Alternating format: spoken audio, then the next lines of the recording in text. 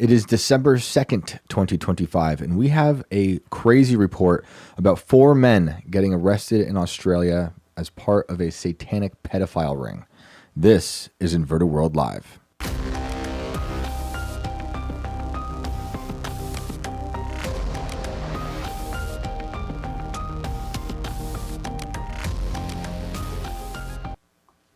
What's up, everybody? Welcome back. This is Inverted World Live, and I am your host, Shane Cashman, allegedly. So they say. That's what my ID says today, until they swap out the clone for whatever one you get next. There were like 50 Joe Bidens, I think, so there could be about 1,000 Shane Cashmans when this show's said and done. But we're glad you're here. We have some crazy things to discuss today. This one in particular with Australia is really upsetting, and it connects in many ways to what we've talked about on the show quite a bit, especially with the 764 cult that's out there. Disgusting, depraved stuff. So we'll get into that and some robot news. And of course, we'll get to your phone calls in about 30 minutes. So if you have a call, a story you want to share with us, give us a call. The link to call in will be pinned in the chat on Rumble and YouTube. And I am joined by a very special producer tonight. I have Alex in the room. What's up, Shane? Hi, everybody. I am Alex Ayala, filling in for Brandon tonight. We had to put Brandon in timeout because he wore a suit yesterday. Yeah, so, unbelievable. Yeah, I don't know what that was about. That would not be allowed here. They kept him at the Pentagon. Yeah. He's there forever now. How was your Thanksgiving? All good? All good. Quiet. Yeah, that's nice. Stayed home and stayed local and, you know. How about Raged. You? It was crazy. I mentioned yesterday, like, we had one of our guests hit the other guests with their car by accident. So that was fun. It was before we ate, but everyone survived. Okay, well, that's good. And one of those giant dogs got loose and terrorized the town. That was cool, especially for the new neighbors across the street. Was it a dog or a fox? It was an Irish wolfhound. Oh. So it was like this tall. It was crazy, but it was awesome. We had a great time. It was good seeing everybody. Haven't seen a lot of the family in a while, so nice. Always awesome. And I hope everyone out there, if you weren't here yesterday when I said it, I hope you all had a great Thanksgiving. It's great to be back in the studio. And again, the link to call will be pinned in the chat on Rumble and YouTube. We want to hear your stories. I see, who is this? Darth Tater saying, how many Shanes? Remains to be seen. Could be I know 1,000. A few. There's definitely been a few since I've been here. I also want to say, if you haven't called into the show, call in tonight. Because, I'm here, and I want to talk to you. Yeah, let's get some new callers up in here. And so I want to get to the story, but before we do that, I do want to shout out our sponsor. Let me get my old man reading glasses from Sheetz gas station out here. Shout out to Purge. They say monsters aren't real, but what if monsters are inside us? Right now, it's estimated that more than half the world's population carries parasites, and most don't even know it. These silent invaders steal your nutrients, suppress your immune system, and release toxic waste that spreads through your blood and brain. They feed on your energy, your strength, even your mood. Doctors rarely test for them. The system ignores them. But your body knows something's wrong. Fatigue, brain fog, anxiety, inflammation, skin issues, digestive problems. It's a quiet war happening inside you. That's why there's Purge, Advanced Parasite Cleanse, a natural, time-tested formula that helps flush out hidden parasites, cleanse your system, and reset your health without harsh drugs or chemicals. Always great anytime we can do that. If you've been feeling off and no one can tell you why, maybe it's time to look deeper and take back control. Start your cleanse today at purgestore.com/IW and use promo code IW for 15% off. The truth is inside you, and it's time to fight back, because before you can change the world, you have to cleanse yours. Thank you to Purge. So, Australia. When we were putting stories together this morning, I was like, okay, I do want to talk about those robots, but I can't avoid this. It's good news that these people are arrested, and I want to see all of them thrown in jail. All of them. I know. We got to catch all of these evil people. You have to do this story on the night that I'm here, right? I know. I'm sorry. But as parents, this is the world we're inheriting. And unfortunately, this is nothing new, but something we have to be very aware of in the world. It's insane how prevalent this is. For sure. I always mention the story I did with Alex Rosen. And I will never forget that we did Ohio for 3 days and caught a bunch of people. But Alex does that every day. Yeah, I don't know how you can. Every day, and there's always someone. We could have not slept for 72 hours and kept catching people. I mean, he had all these printouts, and he uses a decoy to catch them. It was so disturbing. That story changed me forever. And at least someone's out there doing the Lord's work. Yep. And he's doing it in a right way. I understand there's a lot of people out there who want to just beat them up. Trust me, I get that. But I want to see them actually get put in jail forever. Sometimes when those people out there beating them up, it kind of messes up the law aspect, which we know the justice system is completely screwed up. But Alex does a great job doing that. And he's got one. Yeah. You should go out there sometime and do it. I mean, no, I don't recommend it, honestly. It's really tough to be out in the field and watching them do it and looking at those demons in the face. That was one of the first times I actually started using the word demon, not in an abstract way. Like these demons exist, and I'm staring at them, in the field right now where they thought they were about to meet like a 10-year-old girl. Disgusting. And I'll never forget it. Never forget it. So I do think it's satanic. I do think it's demonic. And here we have this story from The Guardian. Sydney police charge 4 men over alleged international satanic child sex abuse material ring. Detectives claim to have uncovered Sydney-based network involving online distribution of child sexual abuse material involving ritualistic or satanic themes. I mean, it's tough. So listener beware. 4 Australians remain locked up after being charged for alleged involvement in a satanic child sexual abuse material ring. Detectives busted an apparent Sydney-based pedophile network they claimed was actively involving in possessing, distributing, and facilitating child sexual abuse involving ritualistic or satanic themes. NSW police executed 6 search warrants across Sydney late last week, including in Waterloo, where they arrested 26-year-old Landon Jeremiah Mills. Jeremiah Mills, who police allege played a leading role in the group, was charged with numerous offenses, including possession of child abuse material, making available child abuse material, and disseminating and possessing bestiality material. It's insane that this is real, that this even happens. He faced court on Friday but did not apply for bail and will return to court on January 29th. Jeremiah Mills describes himself as the founder and editor-in-chief of independent news site The Underground Media Network, which boasts it is committed to exposing institutional abuse, systemic failures, and the misuse of power. It's hard to get through this because it's so upsetting. And it reminds me of, recently there was a BBC guy I think it was either earlier this year or last year that was arrested for similar stuff. They're in every institution. Like when we were catching those guys in Ohio, it was like a fireman, Republican, Yeah. weird leftist weirdos, a guy who ran a Domino's pizza. This disease, this demonic disease, it's infecting like every teachers, people in churches. They hide in plain sight. And here's just another example.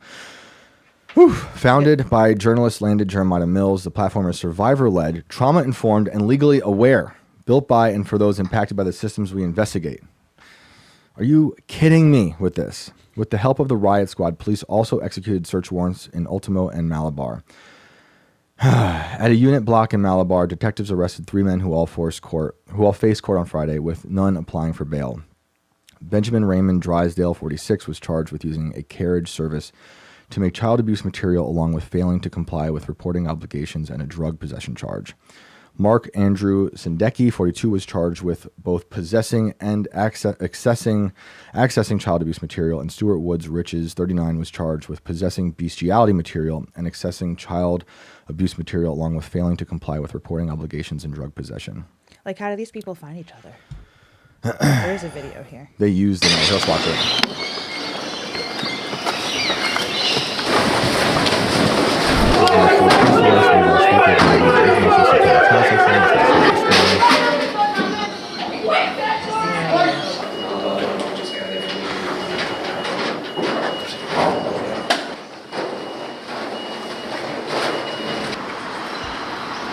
Here they are walking someone out in like a weird, what is that outfit? Like a zebra outfit. So that's the article so far. I want to keep up on this. I just want everyone to be aware. I hate talking about it I hate that this is real, that this is something we have to discuss. But like we talk about Epstein all the time. This is that, right? This is all part of that. And there is a network of people who discuss this. They use the internet, you know, it turns the entire world into a small town where they can traffic children and this material. So I hope these guys are thrown away forever. And we just have to keep our children safe and keep exposing the evil that's out there. And being, you know, helicopter parenting, obviously, that's an extreme that people don't want to do for other reasons when it comes to raising kids. However, you do need to be very aware of what your kids are doing, especially online. Yeah. You know, another thing I learned from that story and from talking to someone like BX, who we've had on the show, who writes a lot about the 764 cult, is like how the predators use things like Roblox to talk to your kids. So you have to really be on top of them. Make sure you know who they're talking to, what they're doing, when they're doing it, because these evil people use these innocent platforms, or what should be innocent platforms. I don't think they are innocent, to get to them. My 5-year-old was listening to someone talk, I guess, one of the kids in the neighborhood talking about Roblox. So now he's like talking about Roblox. I'm like, you are never allowed to use Roblox. Yeah, I would say just never use it. Just never use it. I'm like, don't even say it. Yep. Not in this house. No. So let's get those people put away forever. And, you know, there have been arrests in this country as well. This year, in the last few years, you know, with all the smack I talk on Kash Patel, for lots of good reasons. This FBI has arrested has busted a lot of pedophile rings. So shout out to that. You know, there are still good people out there who are in authority who can help free us from this evil. But it's so prevalent, and we just can never stop talking about it and trying to expose it and throw it away in a dark, cold cellar forever. So let's switch to something less crazy. Oh, last week you had more of a positive episode. I did. Surprised. I needed it. Yeah. I needed it. But I'll let you decide. You had a lot of good stories and videos to pull up today. Well, we'll start with the first one. Let's do it. This arm. Do you want to, let's see here. Yeah. Okay, here. A 17-year-old just built a mind-controlled prosthetic arm for $300 for something that usually costs $450,000. Ooh-wee. All right, let's just keep this kid out. safe. Yeah, right? Oh, gosh. And so my novel mind-controlled bionic arm was intended to address these shortcomings. So, using tiny, non-invasive electrodes, I was able to pick up fuzzy residual electrical activity on the forehead. I theorized that deciphering those obscure surface-level signals could potentially allow the interpretation of frontal lobe brainwave activity. And so I conducted this IRB-approved study to collect thousands of brainwave data points from a diverse group of human subjects. And by using this acquired data to train a complex artificial intelligence-based mind-reading algorithm, I was able to discern bona fide user thoughts from scalp electrical activity. And so my final algorithm involves over 23,000 lines of handwritten code and over 900 pages of calculus-intensive math. No existing system has been able to achieve the accuracy that my system has. And so in a series of rigorous tests, my provisionally patented neuroprosthesis has achieved similar performance to that of the world's industry-leading $450,000 plus invasive prosthetics. The arm is extremely durable, lightweight, and has no surgical requirement, and my entire system costs less than $300 to produce. All right. Amazing. Shout out to the kids. Amazing kid. The That's what future's happens bright. when you don't have TV in your house. Right. There you go. Or too much TV. Yeah, I don't know. right. Let's see. That's true. But that's amazing. I love that. And Yeah. anything that could help people also that's cheaper, Right. that's great. Yeah. But keep this kid safe. Okay, know? but was that a voiceover? Was he using his mind Holy to crap, speak? I was thinking that. I don't know. Does he have Neuralink too? Yeah, right. Oh, man. But He's that's not real. He was just AI. Was this video AI? All the things you sent are actually AI. But that's awesome. I love seeing it. Innovation's great. Look, I'm a Luddite, but I love this stuff. You know, I'm not anti-tech. I'm just anti-being replaced by mass autonomy. Awesome. What is that? Let's do the mask next. Okay. Yeah, okay, this is fun. This one bugged me out. Okay, everyone bear with me.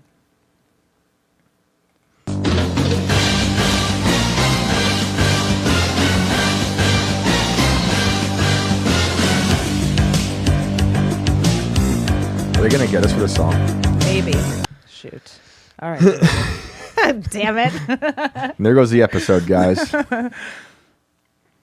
We have a person putting on a mask, making him look just like Tom Cruise. That's awesome. I'd be Tom Cruise for a day. I think Just show up to the airport. I'm here to jump out of a plane. I think they're going to try to outlaw this stuff. I think they're not going to allow this to exist because of how much trouble this is going to cause. I think that's going to be a problem for them to try to outlaw it. I see a lot of bank robbers having ideas. When the Luigi Mangione thing happened, I was like, he was wearing a mask. I swear to you, I still think, maybe it wasn't even Luigi. I have no idea. I haven't been following that case. But when it happened and they had two different photos of suspects saying it was the same person, I'm like, I think he wore a mask, like one of those CIA skin masks we pulled up on the show before. This is a little different than what we pulled up with the CIA stuff. But that is, watching it go down, you're like, oh, it's fake. God, can you imagine you put it on and then it rips? I want to see him talk, though. Like once he's like breathing or talking. But that looks good. Yeah, that looks pretty good. If you're just walking by. Yeah. What do you guys think? It's a little odd, but pretty cool. Yeah. I see the first thing I see is Scum KD saying, I want one because F facial recognition. That's why I like it. Oh, cool. This will destroy Clearview AI, snapping up all of our photos. Uh-huh. Okay.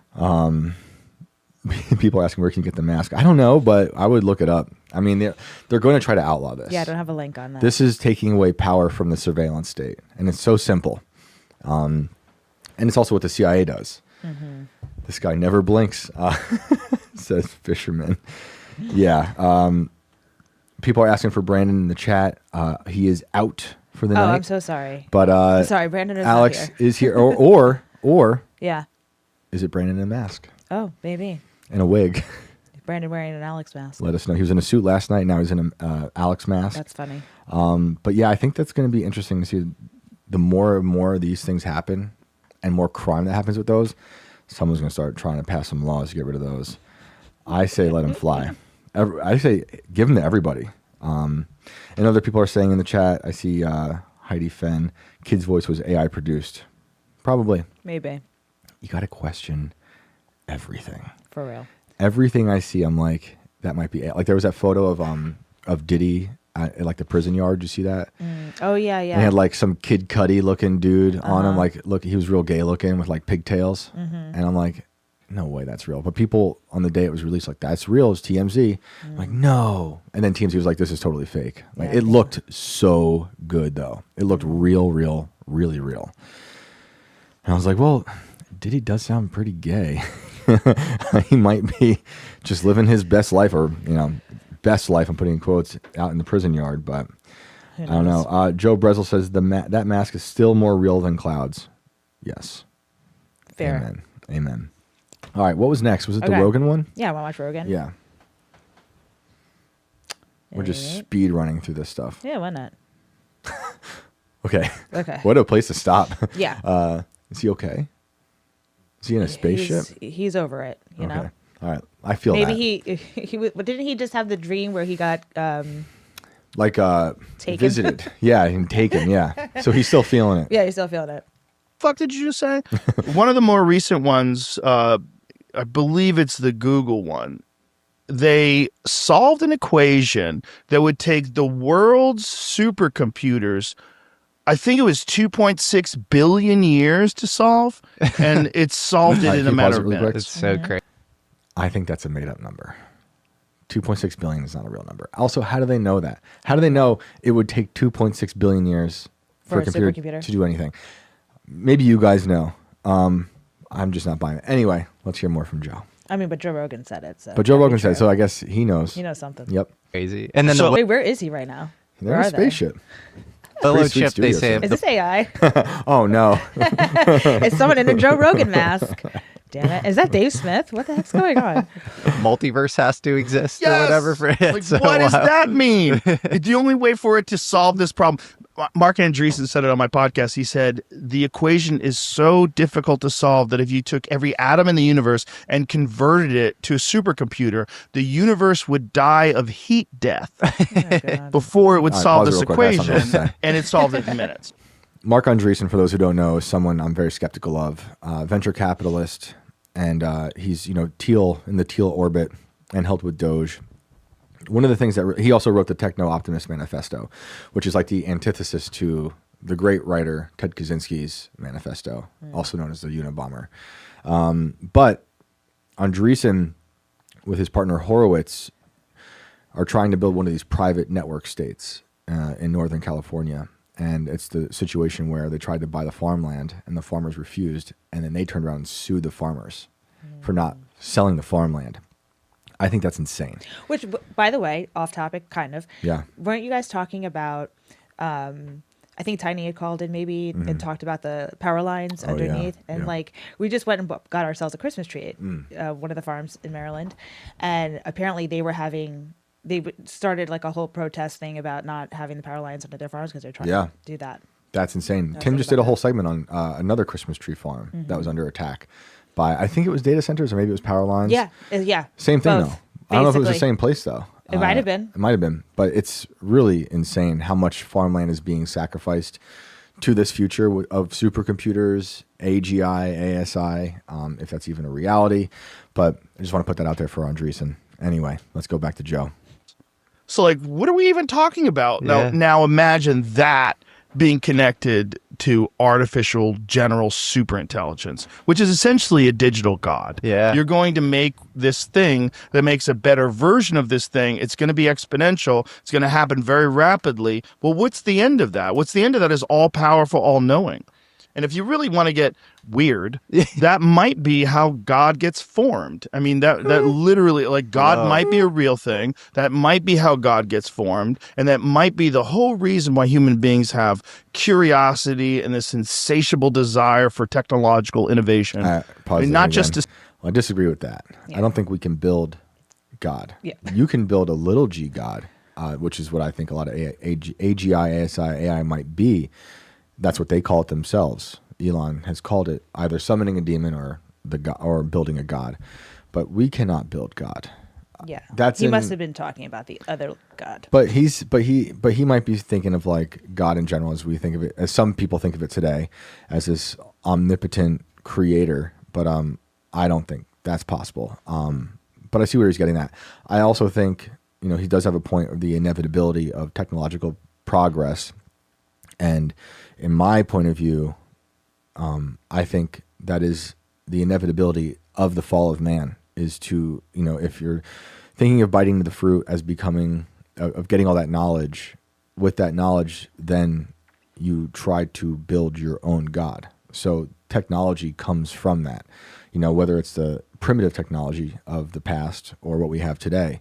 It just seems like that is what flows out of the garden after the fall of man. Is the inevitability of a little g God. But I digress. Let's go back to Joe. Stay alive, not just to make better stuff, but this is why, because that if you just follow it out to its natural course, that's going to lead to an artificial life. Yeah, I've heard you say that a lot before, that like our consumptive patterns are almost built in to want more and more and more, and then we have to produce more and more in step, and we're like creating this God outside of ourselves. Like, think about materialism. It's foolishness. You have a finite lifespan, and you have people in their 80s, like, trying to acquire immense wealth when they already have immense wealth.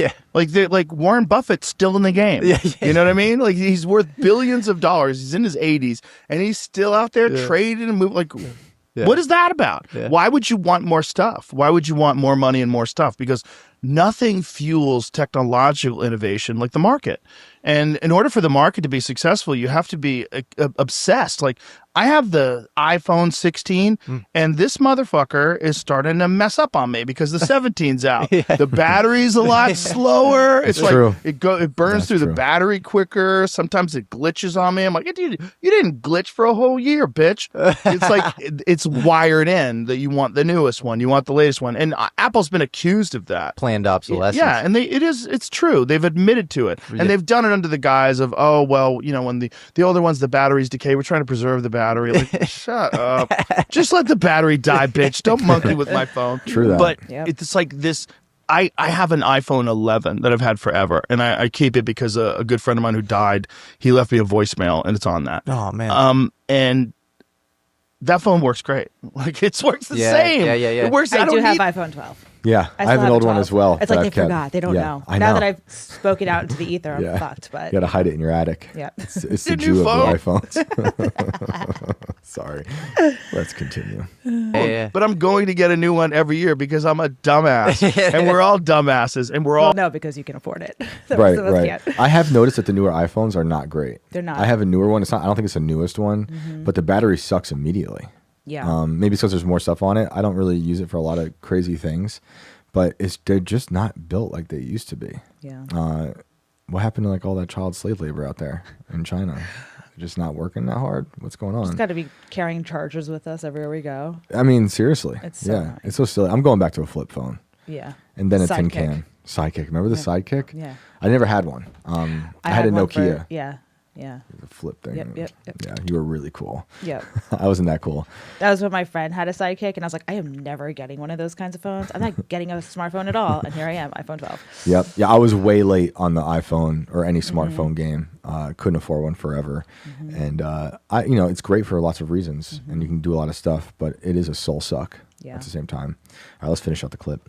Buying the newest TVs and the newest laptops and the new ThinkPad came out with the touchscreen, and you're going to keep doing that. And that, if you just follow that, if everyone's doing that, what does that do? It makes better stuff. If you looked at the human race from an outside perspective, if you were a life form from somewhere else, you're like, okay, what are they doing? What does the dominant life force on this planet do?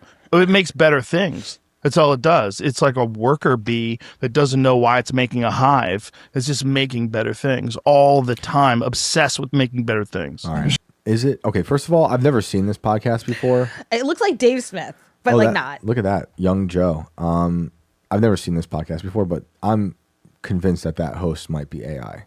Yeah. Now I know people in the chat might be like, "Well, I'm convinced Shane might be AI," which is maybe that's possible. But anyway, I've been really thinking about this a lot lately, like this technological innovation, and a lot of the argument I'll get back when I say my piece about all this stuff is like, well, the world is better, luxury is better, everything's better. I'm like, is it though? Like, I understand there's lots of pros, Some obviously. things, sure. There's some pros, but there are consequences to the soul, there's consequences to the individual, there's consequences to reality, and then there's consequences to nature. You know, you think about like the DuPont story I keep talking about with the Teflon. Right. They went through all the effort. You were just talking about the plastic or the garbage Right. yesterday. Right. Yeah. Another great I was example. like, yeah, recycling, that's not real. Fake.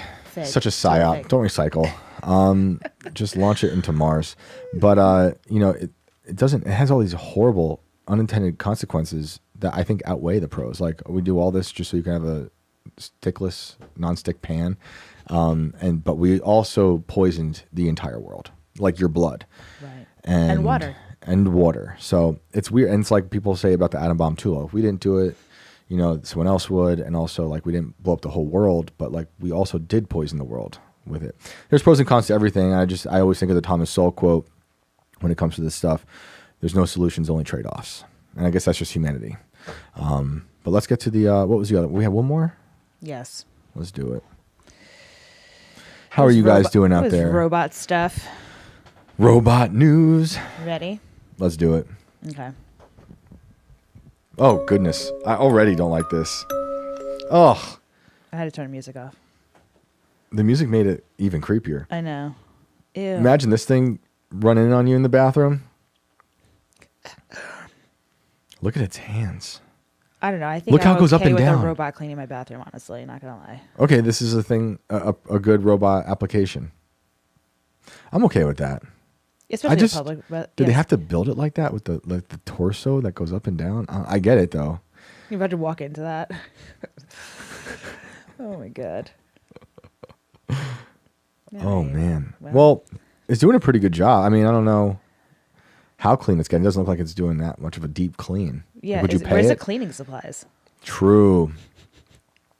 Oh my goodness. Guess we're Where is supposed this? to Oh, imagine. China. I saw. Yeah, China. Of course. I don't know, but I've been following a TikTok account, American guy in China. Okay. It's pretty amazing, Really? honestly. He's What- showing like a lot of good stuff about it. Just like There's a lot of like pro China depends what- content right now. Yeah. Well, he's like into like the technology of it. into the technology, how things are very like easy, simpler, you Yeah. know. Yep. You could just leave your house with just yourself, which is could be weird. Unless they have a social credit system though. Remember during COVID how it was for people who didn't comply, you're locked out. So there's a lot of pro-China stuff going on right now. I'm like, I'm not buying it. Not for me. I'm not into communism. Yeah, but they were also just saying, like, didn't Tim just do a whole segment about how there's millions of people missing or something? I didn't watch it. I saw that thumbnail. Yeah. What's up with that? I don't know. They lie about their numbers. Like they lied about their numbers during COVID. They're lying about their numbers now. They say there's like 2.4 billion, citizens, but really there's only 500 million. Like something like that. That's interesting. Yeah. I think they lie about everything. Heidi says, "Who cleans the robot?" Good. It's a great question. If he can't wash his own hands, then what are we doing? I could do that. Like the same thing. The same way I feel about the robots cleaning up the trash patch. Every time I say it, I just feel gross. Trash patch. That's why I'm calling the. Oh, that was a good idea, though. Yeah. Right. Yeah, send them there. That kid. But do they get electrocuted? Like, how does this work? We need waterproof robots out there cleaning up the trash patch and our bathrooms. All right, let's do some callers. We're going to be here till midnight. The link's going up now. The link is there. The link is there. And we will get you guys in here. We are open to anything. There's no theme. If you want to talk about robots, talk about robots. If you want to talk about trash patch again, talk about it. But cryptids, ghosts, aliens, what's going on in your neck of the woods? If you haven't called before, call now. And we'd love new callers. We love all of our callers, but we know there's people who who are in the waiting room who don't always get on. So we do also have another sponsor if you want to get to that. Yeah, we should do that while we get to our callers. And that's a great segue from robots. And shout out to Genesis Gold. A godlike artificial intelligence has been unleashed from Silicon Valley, and the people who built it say they've summoned a demon. They have said that. And this machine is learning, evolving, and preparing to seize control of everything humanity has ever built. We need to prepare for this fight. We need to defend ourselves from this inevitable future of man versus machine. Today, I'm bringing you urgent information from GenesisGold.com, exposing how this artificial general intelligence, this man-made false god, is fusing with the global banking system to consolidate power, wealth into an anti-human and anti-Christian nightmare. This isn't sci-fi. This is happening right now. And you guys know we've gone through all the artificial womb factories, the AI eugenics, the robots with guns, the facial recognition, Android, Lavender AI. It's insane out there. But there is one refuge, one form of wealth that exists outside the digital demon's reach, and that's gold. For thousands of years, gold has been the standard. It is physical, incorruptible, and immune to algorithmic control, as we all should be. When currencies collapse, gold endures, and when empires fall, gold survives. That's why Genesis Gold Group is releasing their free AI, the Mark of the Beast machine, the Christian Survival Report. This eye-opening report reveals how AGI threatens not only the global economy, but the very fabric of human life, and how faithful Americans can protect their savings, retirement, and sovereignty through physical gold IRAs before the beast tightens its grip. Make no mistake, this is the great spiritual and financial battle of our generation. The elites have built their digital idol, but you can still choose to stand with God's creation, not man's machine. Amen to that.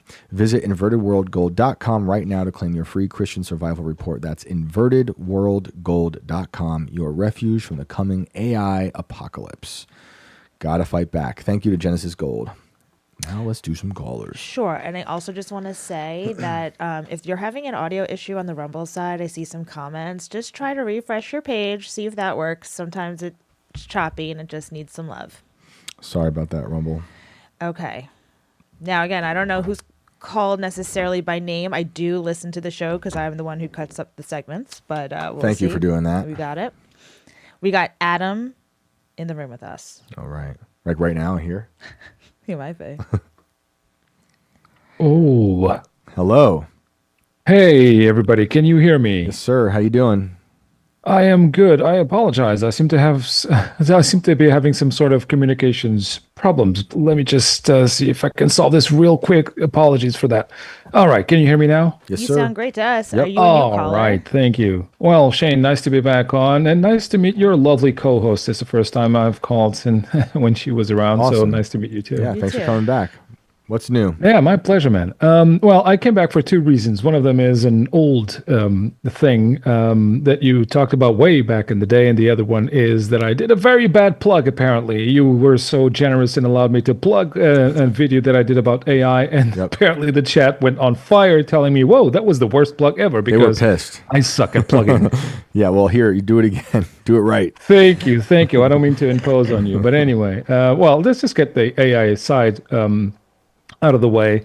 Yeah, so I did a video on AI. It's called The Art of Plagiarism, because I stand firmly on the ground that there are no AI artists. I know that I'm going to get a lot of flack from people that use AI to produce quote unquote art, but I don't really care, because it's not art. You are not creating anything. And that's the point of the video. And I also offer a potential solution as to how we could curb all of this investment into, artificial intelligence taking away jobs and culture. And just to put a finer point on it, the problem is that if we let this happen in 100 years' time, when we look back, what happens to human culture if it's all done by AI? But anyway, that's the point of the video. I hope you guys like it. My channel is, and here we go, the thing that was missing in the past is my channel's name is Adam's Den. I'm Adam. And I think that either on Rumble, whether it's on Rumble or YouTube, you can just click on my name. I think it'll get you there. But anyway, that's one thing out of the way. Perfect. And before we get to the next part, I want to say something, because, I've been, I'm hypercritical of AI, but I've been trying to use it to understand how it works, right? Because for so long I was criticizing without using it. So I like go to Grok, I'll talk to it sometimes, and it hallucinates, obviously. But then I was like, okay, I also talk a lot of smack on AI art. I'm putting in quotes, because I'm pretty much with you as well. But I've been, what was it, Suno? I tried Suno recently. I've been messing with it, and just seeing like how much collaborating there is. It's crazy what it can do. I still don't believe you're like creating while making it, but it is shocking how fast you can like give it an idea and it just runs with it, and how you can fine tune it. It doesn't feel right though. Right? Like it does. It feels like Cheating. you're messing. Yeah, it feels like you're cheating for sure. This is music. It's music. Yeah, it sounds good. Like it's shockingly good. Yeah. Like I'm messing around with a choir sound, and I'm like, oof, that is eerie. And you can like really tweak things. But even as much as I have been collaborating with it, like in quotes, it does feel like cheating. Well, it is. And I appreciate your sentiment, however, because I use it too. The thing is, my problem isn't necessarily, and this is all in the video, I don't want to spoil it for you guys, but again, if you go to Adam's Den, it's the last video that I did. It's called The Art of Plagiarism. And the point is that I call it the art of plagiarism because, as you know, if you've been investigating this for a while, you're not creating anything. And the point is that the only thing that these AI systems are doing, they're sourcing algorithmically, they're sourcing stuff to comply with your request. So when you say make a painting about this or that, it's not really creating anything. It's just you can even tell it to do in the style of, I don't know, anybody that you like. Right. And what it's going to do is going to pull from those kinds of resources and create something that feels original, but it really isn't. And because it's so complex, we cannot really tell where it's plagiarizing from. But it's still plagiarizing. It's still plagiarism. Yeah, because it's AI is a human centipede of information, of everything. Right, that's it. It's just eating everything we've ever put on the internet and turning it into something else that's just like it. It's so interesting. I remember what it was that made me want to start just messing with it to understand it, and it was a Rick Beato video. He was talking recently. Oh, yeah. I love his videos, and he said something. He was talking about AI and who's going to win. I honestly didn't even finish the video because I was like so intrigued by how he was going through. I'm like, I just want to start like seeing what they're talking about, and I can see how it has become an addiction and a crutch for artists, and I do worry what that will do for innovation. But I also, on the flip side, despite my feelings, I can see someone coming around at some point and finding a way to use it in a way that is actually interesting, hopefully without the human centipede aspect of it. I don't know how that will look, but it's possible, because these debates are cyclical. But the thing with AI that makes it different is that it can crush everything and it can replace everyone, all types of jobs. So I think it's a bigger problem, but that's my 2 cents on that. Well, yeah, and we are like-minded in this regard. Here's my suggestion, though. Yeah. I think that everybody that's made any kind of art. And by the way, Shane, I would love to hear your music. Please remind me of the name of your band later, because I really I would love to see what you've done. Cool. But to anybody who's dabbled into any kind of artistic creation, you know that it's the destination is awesome, but it's really the process that is the thing that's going to enlighten you as an artist, as a person. These things go hand in hand. In anything that you do in life, if you put your mind and soul into it, you are going to evolve as a human being. It's not just about the product that you're creating, and so it's about the process. And what I think that AI, or these things that we call AI, they're not really AI, but these programs, these platforms, I think they're really good at streamlining parts of the process that really don't need to take that long. Here's an example. Sometimes I've also written several books, and sometimes I'll be researching about a new topic that I've never really delved into, and I don't even know where to start. So the use of AI that I do is, instead of going to the library, which is one of my favorite places in the world, but at least when I go there, I would like to have an inkling as to where should I start researching. So what I do is I grab ChatGPT or Grok, and I ask it, I'm looking to research into these topics. Where would be the best place to start? Because I don't know anything about it, and my goal is X, Y, and Z. And so it's really great to streamline that process. I don't have to waste time knowing where to start. The same thing applies to music, I guess. Yep.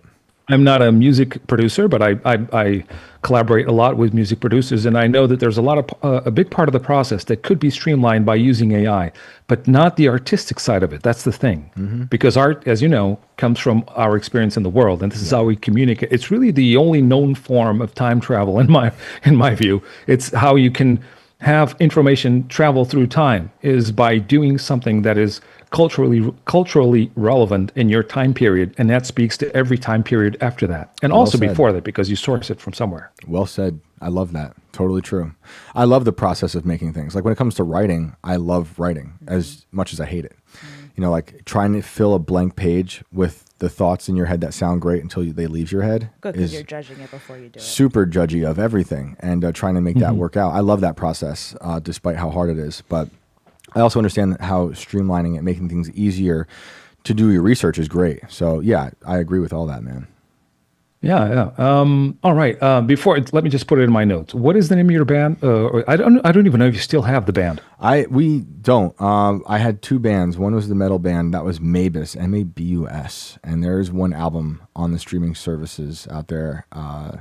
What is it called? Cheers to Doomsday Gloom. Wrote that in college.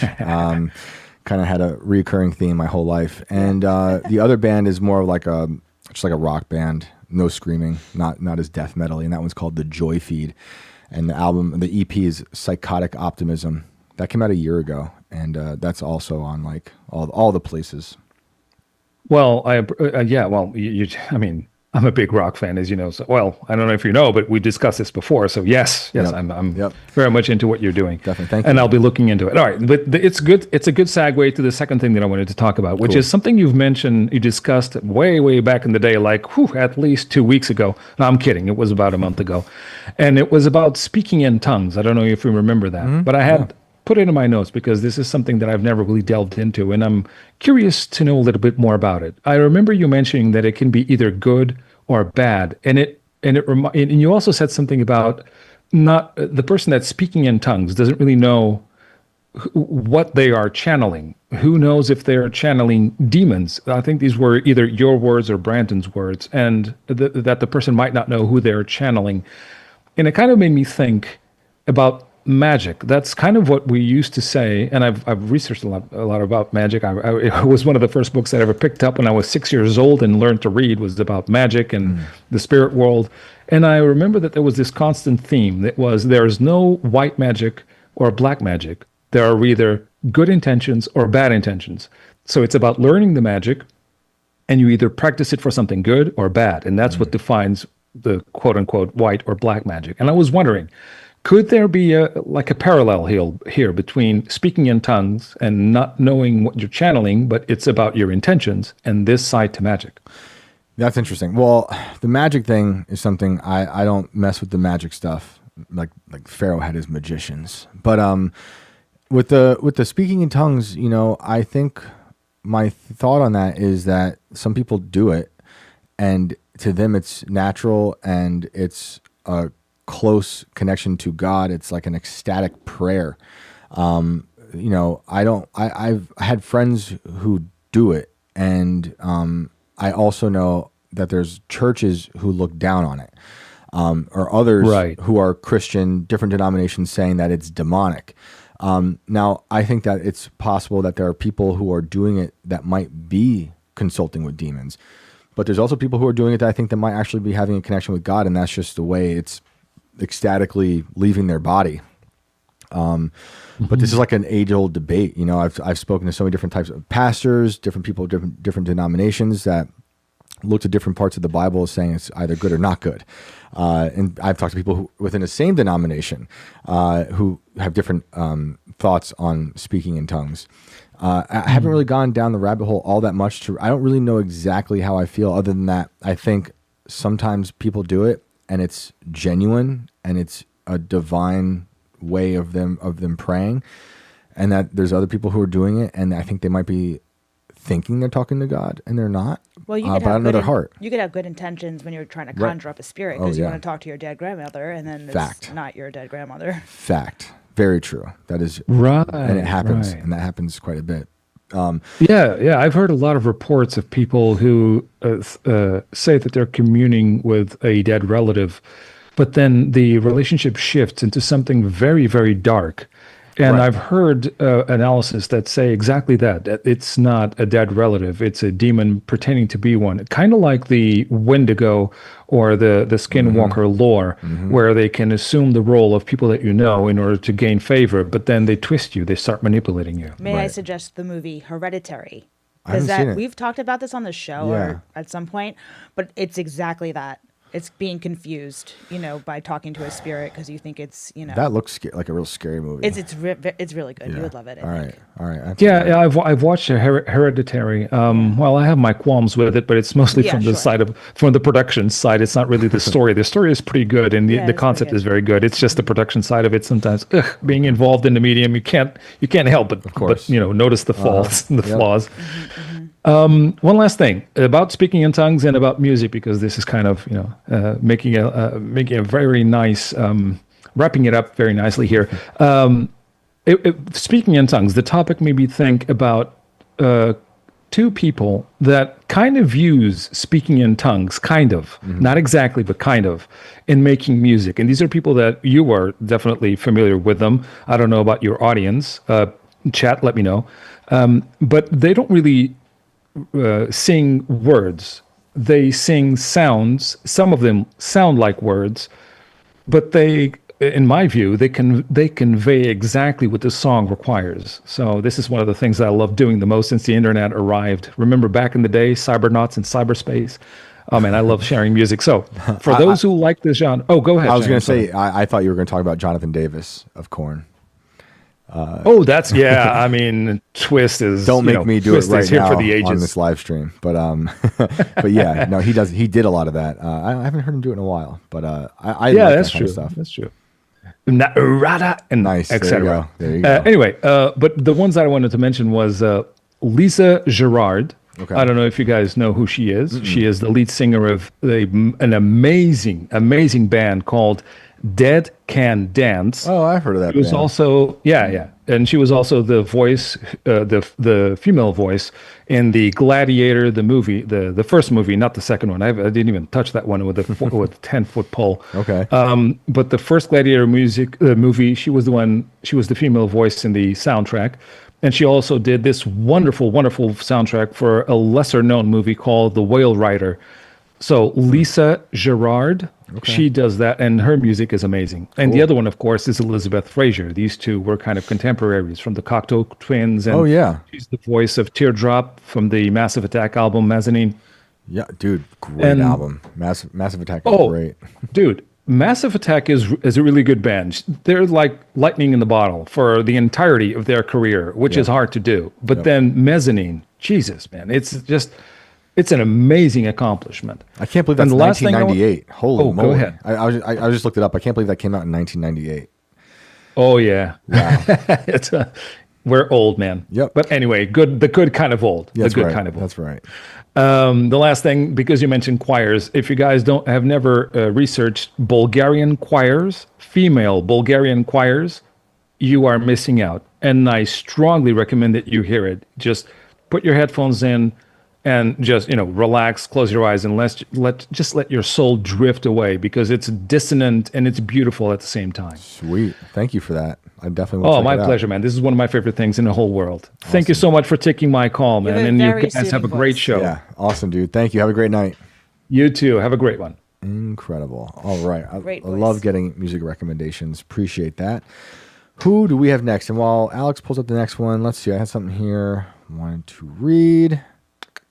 Thank you to Neil for the super chat. Really appreciate that. He said, "Nah, Shane, I've worked a ton with AI and building a new site. Building it with AI, and the new version of Grok with coding is really good. You ain't AI. You're too quirky. LOL. Me quirky? You quirky? Me? It's the glasses. Me? Did you see how I looked last night? Me quirky? That's funny. Thank you. I mean, I'm so proud of you, Shane. You've come so far. You're reading your own super chats. Look at you. Isn't that crazy? Next thing you know, you're going to be producing your own show. I don't think I have it in me. I just learned to read just yesterday. That's awesome. I see Brandon in the chat, I think. What's up, I think he's about to leave. Tim, thank you for the super chat again. By the way, kids, a hint here. Don't focus on coding. Focus on debugging. Console, runtime errors, runtime logs, etc. AI will do coding. You direct. Okay. I'm all about that coding. I don't know what half that stuff means, but it sounds good. So Sounds listen like- to Tim. Yeah. Because I'm retarded. So you got to get your kids coding. People in and the then learning chat to debugging it. are still saying I'm a vampire. I thought we beat that rumor. You're too red in the face to be a Look at this. vampire. You think I could be a vampire? Oh, I did invite Offshore Jay into the room. All right, let's do it. Are you new or are you old? Like me. Kind of old. I mean, middle aged. Nice. How do you, What's up, dude?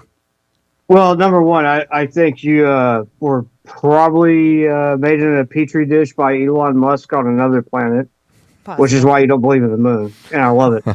Or Elon Musk, for that matter. Oh, man. That's quite a revelation. I'll have to look into it. Thank you for that. But I wanted to tell you something about earlier, your point on the satanic stuff, right? Mhm. So I grew up in Houston, Texas. My father was a firefighter. Mhm. And it's real. I remember my dad coming home. I think it was 1990, 1991. They sent him home. He fell into a kiddie pool full of blood. What? Yeah, Oh, human blood. goodness. Wasn't animal blood. It was human blood. Evil. And he would talk about specifically children missing organs, particularly their heart, things like that. Horrible stuff, man. That's a real thing. Yeah. People don't believe it, but it's real, man. What I noticed when I did the story on the predator catchers with Alex was that a lot of people had to tune out, and they would tell me, like, I just can't handle that. They were like, I get it, but I don't want to hear anything about it. I think it's so evil that people just are like, there's a bunch of people who are like, I understand it's happening, but I don't want to face it. And I understand, but I think unfortunately we have to, because it's so widespread, and it's The only way to defeat evil is to take it on. Yeah, Yep. I mean, you have to go fight against it. I mean, Agreed. just the same. I've experienced a lot of horrible things as an EMT, being offshore. The only way to deal with it is to deal with it. You have to take it on, and it's not great. I mean, my father's still alive. He's retired and old these days, but even as a kid, I always knew what really messed with him was when children. Yeah. When it involved children. My grandfather was a cop. He was NYPD from the late 50s to the early 80s, and I have like, dude, he saw crazy stuff. So I got his stories at a young age, being like, man, it's really awful out there. And I have like newspaper clippings of him. One in particular, I gotta find it. But he's arrested. He's apprehended. This guy they called the Mad Dog serial killer. Not a serial killer. He was just a murderer. It happened. But it happened. I'm thinking serial killer because it happened on the same week as the Berkowitz murders, like in the same area. But this guy Mad Dog, they called him. He killed a kid and like just brutally stabbed this kid. I want to say like 100 times. It makes no sense. Pure evil. Evil. It's evil. And you know that happened probably in the 70s. Whenever Berkowitz was, I guess that was the 70s. But it's awful, man. Crazy stuff. I can't imagine. Yeah, I mean, we don't want to. Yeah, I get. We don't want to say that it exists. We want to say people are better than that. But the only way to tackle the evil is to address it. Agreed. 100%. By the way, your producer, good-looking gal, pretty smart. That's awesome. Alex is the best. Thank you. Thank you for the kind words, sir. Thank you. And Sasquatch is going to catch up with you one day. I love messing with you on X, man. Well, we're in West Virginia. I swever, every time I leave this place, there's going to be awesome. one. I hope so. I'll take a non-blurry photo. I'm ready. Anything else, Thank dude? y'all very much. Y'all have a great evening. Awesome. You too, man. Have a good night. Bye. Sasquatch is going to catch up to me. Is that a threat? Is that a threat? I'm going to be watching my rear view on the way home. Well, you should always be doing that. Should you? I just learned to drive. I look every window. I just drive like this. No, it's... You can't on these windy roads. Yeah, I try. Crash. Through farmland, yeah. I'm always like... trying to get out of here. We take crazy roads to get here. Oh, my God. And last time I did the show... I didn't even tell Chris this. I was so hungry. I was like eating popcorn, but like I was looking for the bag, and I must have just kept driving when I was supposed to turn. And I was like, 2 miles later, I'm like, where am? And it's so dark out Missing here. time story. Yes. Yeah. Like when I turned around, I was like, how did I drive this far and not know that I came this far? Popcorn brain. It's a serious issue. I went through the portal. Yep. Popcorn portal. Popcorn portal. Sorry. I could do this all night. All right. Who do we got next? Who is next? This is fun. I miss being here with you. It's always great when you're in the room. OG Alex. We started this show.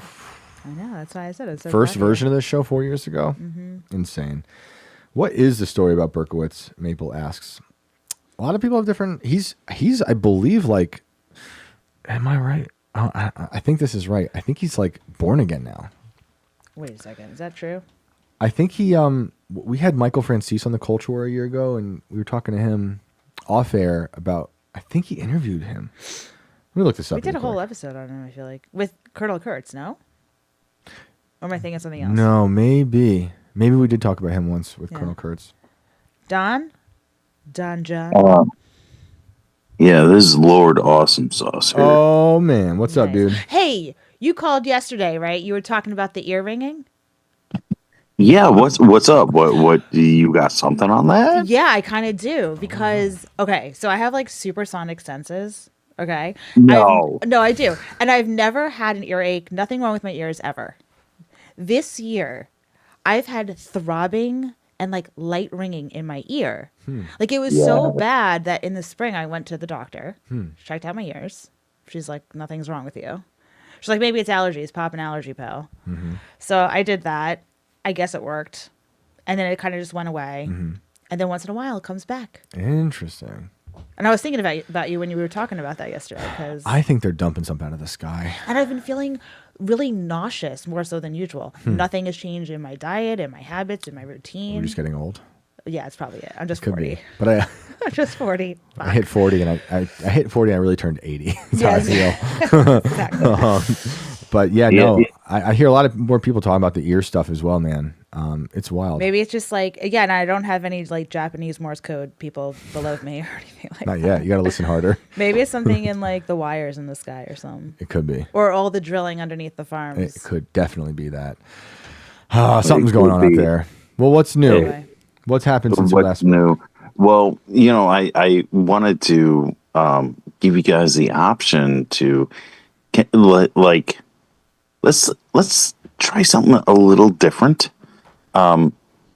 maybe you guys interview me for a little bit, but however, let's talk about the ear ringing, because I was trying. Yeah, I'm guys. I'm so desperate to try to figure out if other people are experiencing the same things. I went back and listened to the whole episode. I didn't see really anyone talking about in the chat, anyone really experiencing the same thing that I was experiencing. So I was a little disappointed, chat, but whatever. I don't want people making stuff up or anything like that. Do you work? Do you work for the government? Are you being attacked by Havana syndrome? Or do you know about that? Yeah, no, I do lines of Havana syndrome like daily.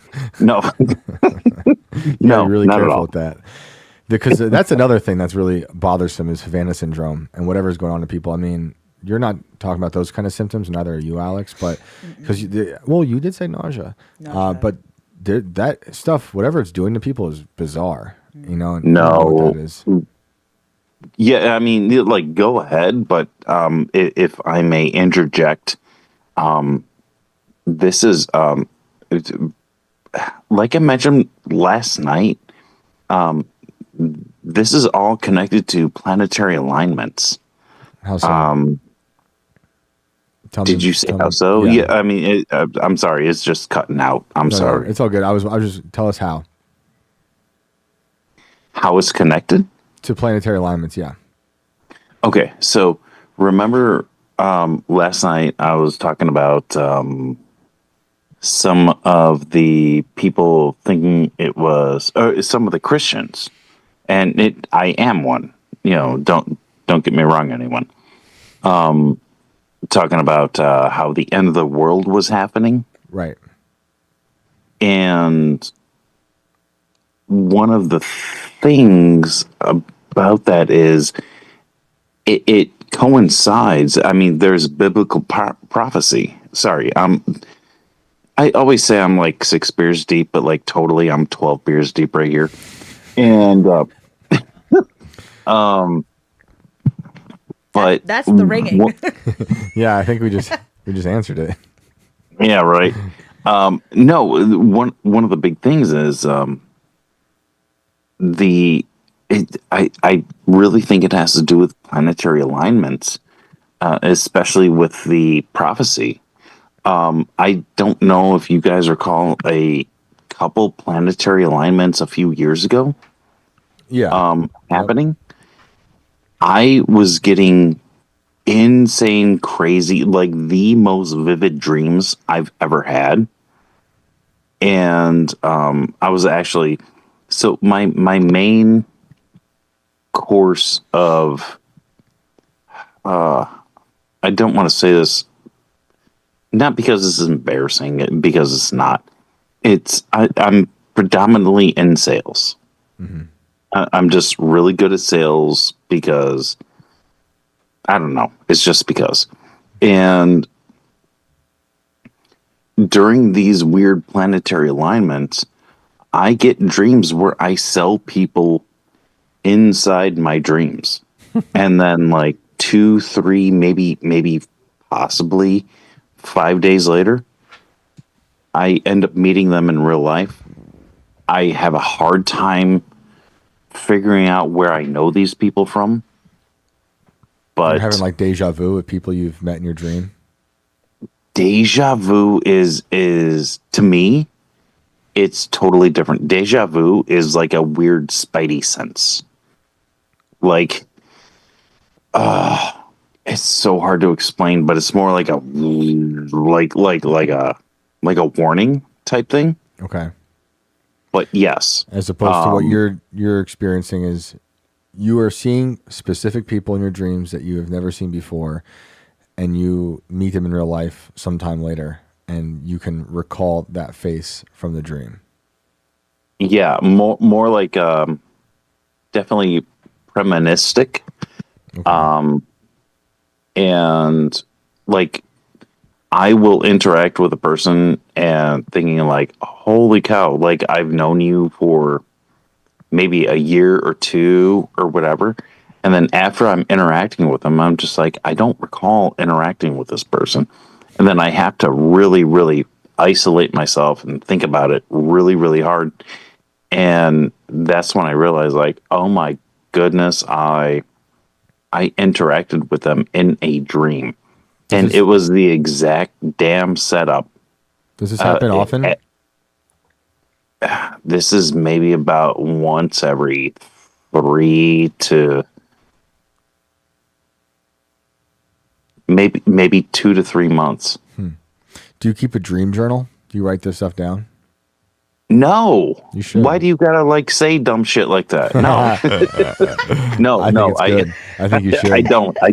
As I said, really dream journal. I'm like, I hate this phrase, but I think it's good. But then what? I think. But then what?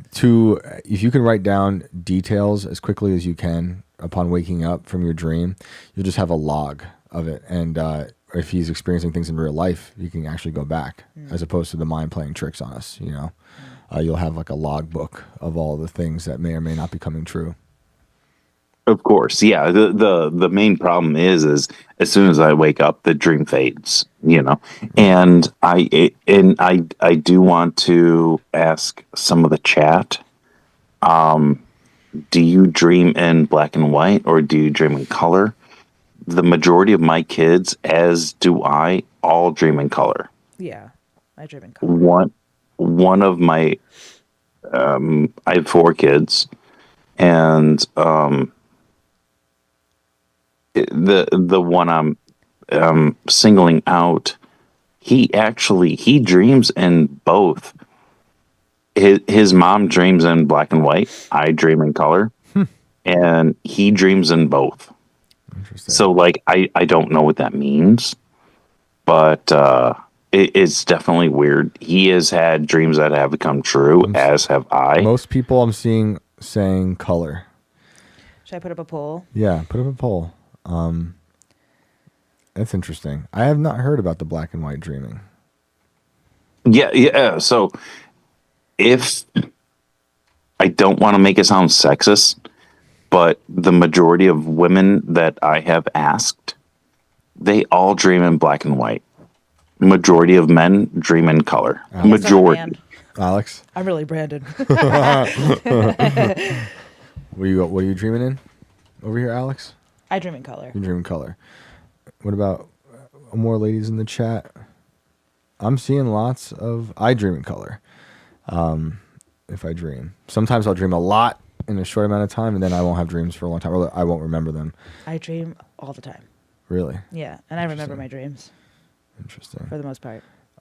So far we have 94% for color. So anyway, what were you saying? We might have mostly a male audience. Yeah. Well, you might have a mostly male audience, or you may have an audience more tuned into what the topics are, which may be a little bit more towards the color spectrum. Mm-hmm. Or, I'm sorry, I don't want to sound racist. A spectrum of color. I dream in African American. I dream of Jeannie. All right, what else, dude? I dream in African American. Right. Shut up. So I want you guys. So let's go back to my initial interaction.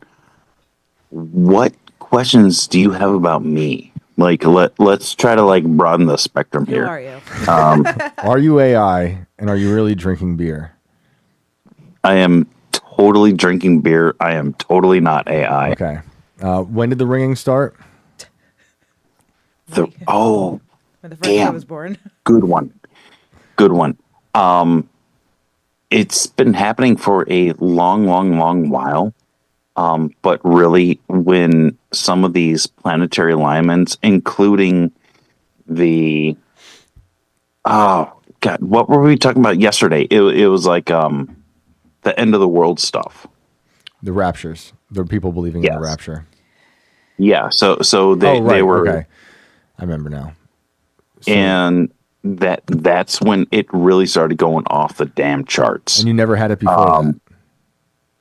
I mean, sure, like on the rare occasion where, I go to one of my friend's bands, one of the local shows in Chicagoland. And I'm standing like way too close, but like some of these are like going off the chart. It's nothing triggers it that I can figure out. Cynthia Smith asks, what about the solar flares? That's something to look into. I think the environment is doing something to people. I'm experiencing in a lot of conversations out in the real world a new form of like widespread panic. Mm-hmm. Like it's like people trying to keep it together, but there is like a panic happening, and I'm curious if the panic is leading to a lot of these issues, whether it's not you, but maybe like ringing in the ears or other like health issues. And I think the panic is stemming from. It could be social media, overusing the phones. Yeah, it could be the economy.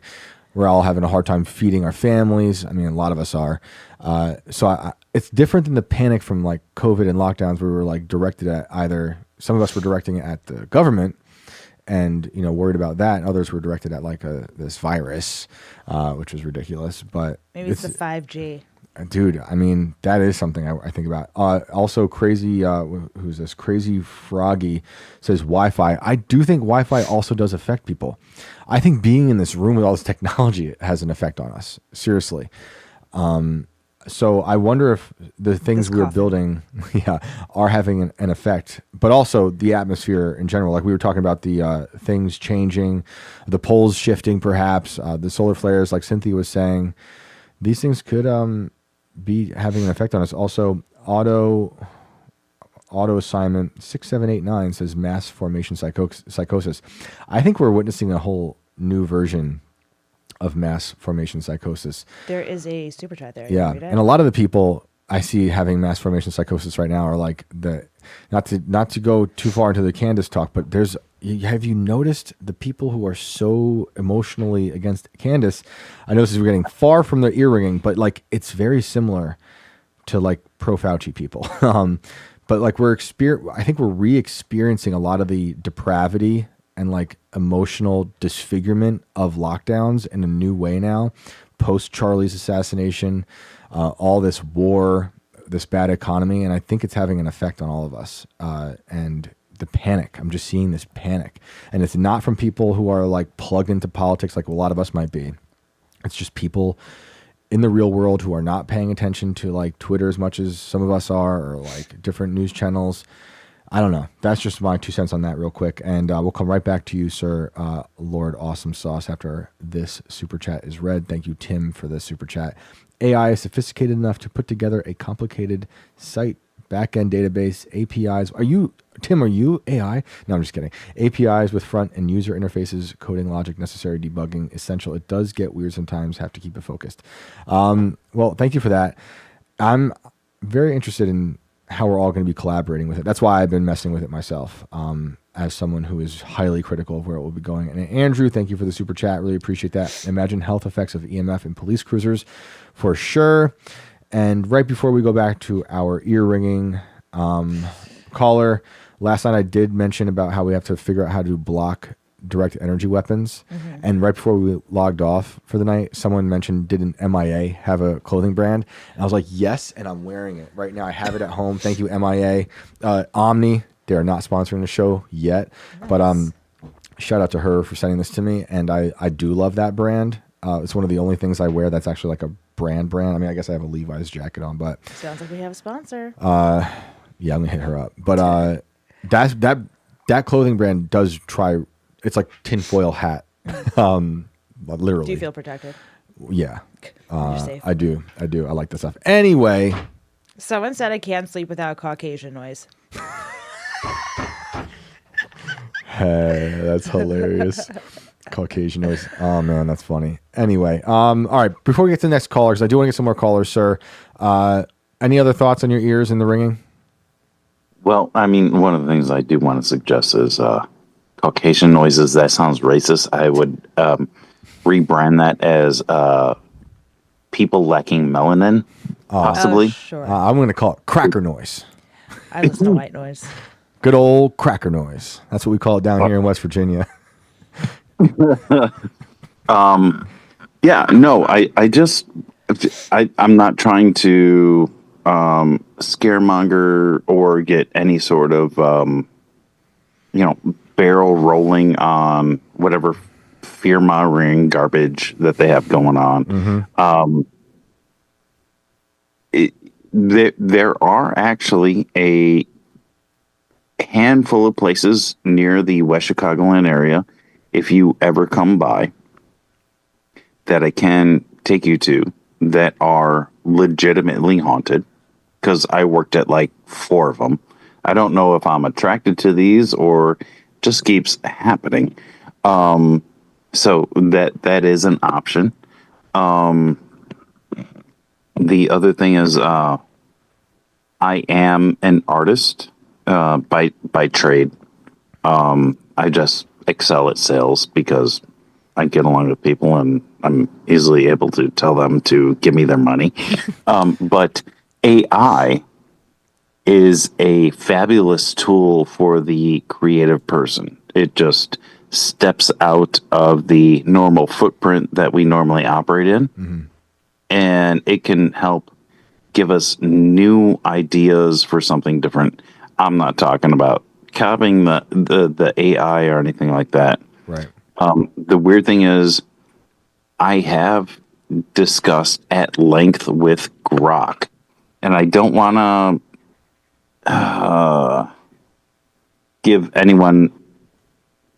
I don't want to make it pop on Grok. But I have talked to Grok about some of the things we have talked about. Ear ringing, polar shifts, things like that. And Grok actually told me, there's only been like 4 dudes that talked to you about this. I'm one of the 4. Yep. It's not been a lot, but I know there's a lot of people out there who have it. And I actually there's someone in the chat, Cosmic Cowboy, saying, I've been experiencing the ringing for a long time now, almost 8 years, but it has been crazy amplified this year. Yeah. I'm telling you, something has been going on this year. Like something just feels off with everything. It's something amplifying and things like that. Maybe I actually the chosen haven't. Ones. Maybe. Go ahead. We're the chosen Say again? ones. Alex says you're the chosen ones. When the rapture comes. Yeah, you're getting the code. You got to like somehow decode this. You have the answers. But last thoughts real quick before we get to another caller, man.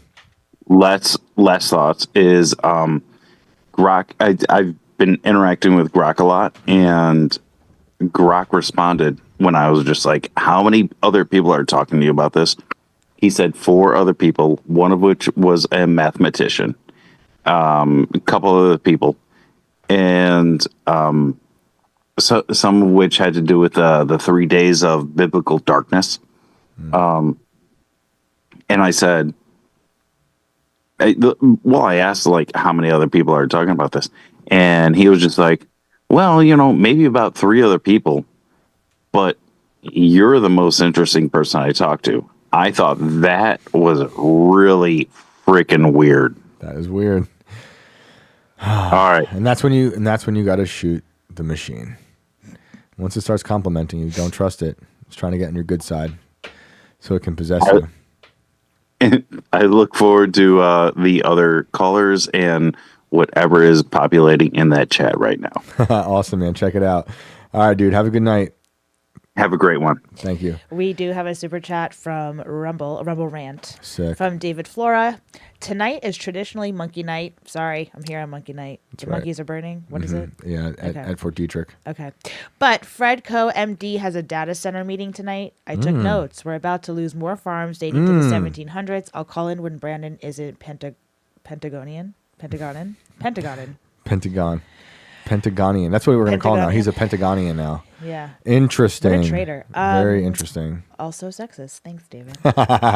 Yeah, we don't do the real serious conversations with the ladies, Alex. Yeah, we save those for just the men. Just the ears ringing. Yeah. We'll do the ears ringing with the women, but the serious stuff we'll stick with the men, Alex. Fine, fair enough. And I'm not thank a serious person. So. I'm very serious. And thank you to Brandon Chase. What are your thoughts on Merkaba's I don't really have one yet, honestly. I look it up. I've seen these things. For those who don't know, it's a sacred geometric symbol and meditative tool that represents a divine light vehicle for spiritual ascension, composed of 2 interlocking tetrahedrons spinning in opposite directions. The word Merkaba can be traced back to the Hebrew word for chariot and the Egyptian meaning of light, spirit, body. It is used in meditation to balance energies, connect with the divine, and protect the user's auric field. I'm sorry. That sounds like a conversation for tomorrow. That sounds like some. Yeah, we'll have to get Ian in here. Ian probably has thoughts on it. I don't. We've talked a little bit about like somatics and stuff, which I feel like kind of swerves into the symbology or geometric symbol stuff. But sorry, I don't have more on that. But thank you for that. Well, who do we have next? Okay. I think I recognize all these other names, but it's fine. I'm Erp is joining. David Flores says, nah, she's too pretty to have these conversations. That's awesome. What about me? Well, I'm just ugly enough for the data center conversation. Clark Kent over here. I see. Clark Kent. 40-year-old Clark Kent. That'd be my movie I'm going to make. 40-year-old Clark. He has no powers anymore. We can't fly. We're just like... It's tough out there. I'm always with kryptonite. I can't get rid of it. That's why I'm constant pain. Oh man, I saw Nick Fuentes had a thing out earlier about him being on a diet. It's one of the funniest clips I've seen. Can y'all hear me? Anyway. Are you having a party? Am I being MK Ultra'd right now? Can y'all hear me? What's going on? 40-year-old Clark Kent. We're on in the background, so you're gonna want to turn that. He has no power. We can't fly. We're just like. It's tough out there. I'm always the. What's going on? Wait, can y'all hear me? Yeah, but you gotta mute us. You gotta mute us. We're hearing ourselves. Turn off. I'm the sorry, YouTube. everybody. This is one of those. Is there more of us happening? Lord. Were we just multiplying? Yeah, there is more than one of us. They just heard the room with all our clones. Did you watch Westworld? The show. Oh, it was good. Oh, the first season, the first and second season were pretty good. But there was that room where they kept all the clones. Okay, that was. Am I still me? Because I felt like that just MK Ultra'd me. I'm always worried that someone's gonna do that. We need a cut to skeleton man in the corner. It'd be great if we had a skeleton camera. We just have a skeleton hanging in the room that no one sees. It's just for us. Just scares me every time I walk in here because I forget it's there. Oh man. Anyway, I'm gonna invite you back into the room. I'm Erp. Well, you're in the room, but I muted you. Don't bring us back. There's already enough of us. If you didn't catch on already, you have to turn off the YouTube. Animal 008 says, Earth women are the hottest. Don't bring us back. Nice. We're back. Can you hear me? No, yes, we can hear you, but you have to mute YouTube. Comprende. Okay, let's try this again. Oh God. Stay hydrated says, so you think there's a connection between direct energy weapons and spontaneous human combustion? Possible. Hello? I have no idea what's going on. Stay hydrated says you're going back into the room. So sorry. We could hear you talk. It sounds like you're in a room with a lot of reverb, but we were also on in the background. So sorry. Okay, so anyway, we'll try again though. We're gonna invite Gian Gordon. Gian. Howdy. Haven't heard from him in a long time. If it's the same Gian. It is. Hello to the inverted world. How are you, sir? I'm well. Thanks for taking my call. Of course. Good to hear from you. Good to hear from you too. So I've got a quick story. This happened just a couple weeks ago. It was real early in the morning. I went out to smoke a cigarette. The sun was just rising. I don't even think it was up yet. Like it was still kind of below the mountains. Mm-hmm. And there was a cloud kind of right above me, pretty big cloud. And I look up and I see what looks like a dorsal fin going through the cloud. I'm like, okay, that's kind of weird. And it's just like a shadow. And then I'm watching, and as it exits the cloud, it looks like a B-2 bomber. What? Like triangle shaped with a couple of like squares in the back, you know. And it was just a silhouette of that bomber, but it was so weird because there was no cloud anymore. Like it exited the cloud, but it was still just like a shadow. That's how fast was it moving? Pretty damn quick. I noticed it, and then after about 15 seconds, it was like pretty far, and then I could see it for maybe another 15 seconds. So like 30 seconds, it was gone. And what did it look like when it disappeared? It just faded out. Like it was on the way, like it was a silhouette. It looked like a shadow of a B2, but there was nothing up there. Like there was nothing to cast the shadow. So I was just watching the shadow, and then it just kind of got smaller and smaller until it disappeared in the horizon. Huh. That's weird. What do you think you saw? I don't know, man. Since I started listening to this show, I've been noticing more and more fake clouds. So I think there was probably a fake cloud that morning, and whatever I saw was using it to pass through. Yes. Well, there are hologram clouds as well that I think they use to cloak things. Like no joke.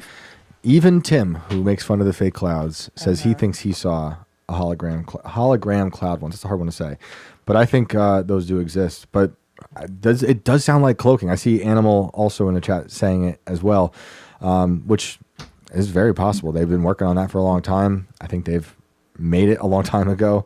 So, you know, I don't want you to say where you were. You don't have to like dox yourself, but are you near any military bases? I'll tell you, I'm in the Four Corners area. Okay. So I don't know exactly what's around here, but there was another time not too long before that where there was this weird looking cloud. It was like kind of like emanating waves from like, let's say left to right. It's like the cloud kind of had these layers.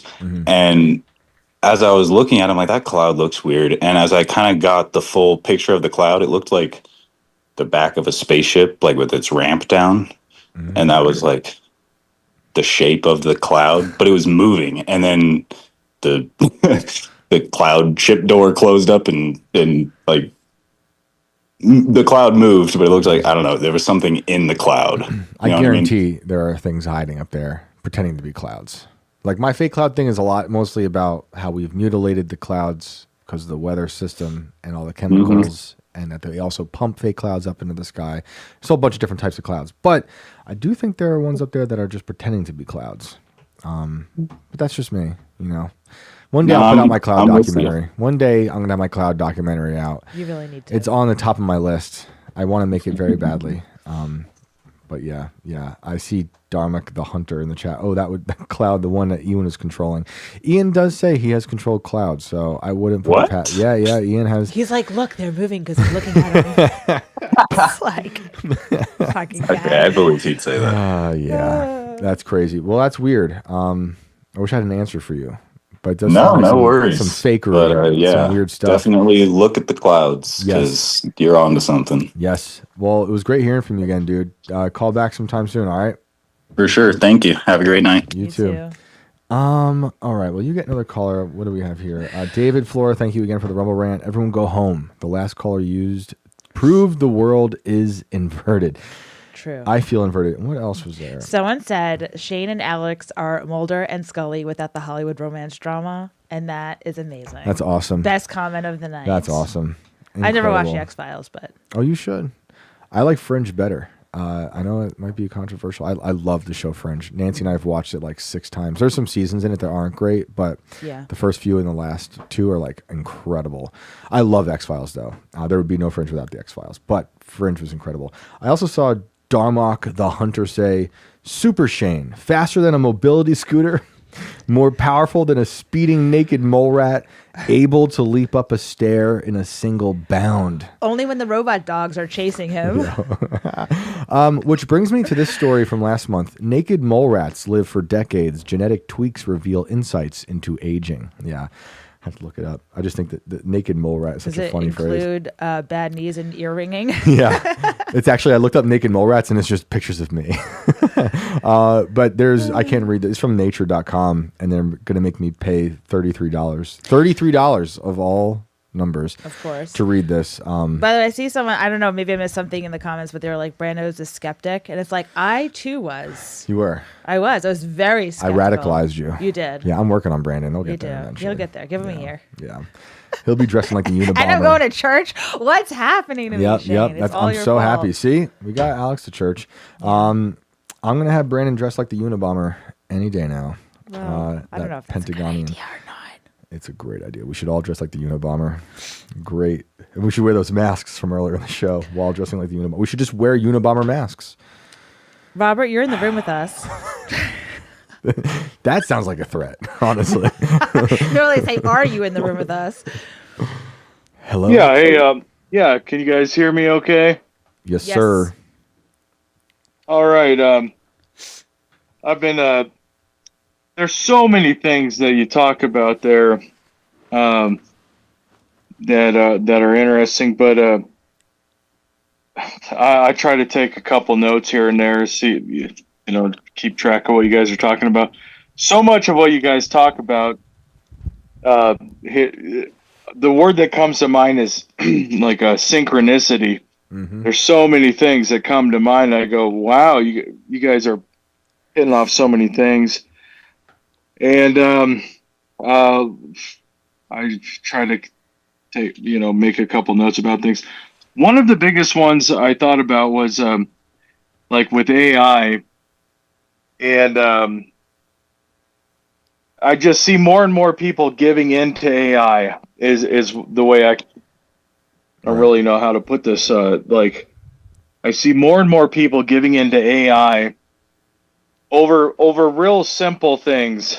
They're asking the AI to give them information, and I don't really see it as being like, real beneficial to people. Like, I kind of do see it as it's like a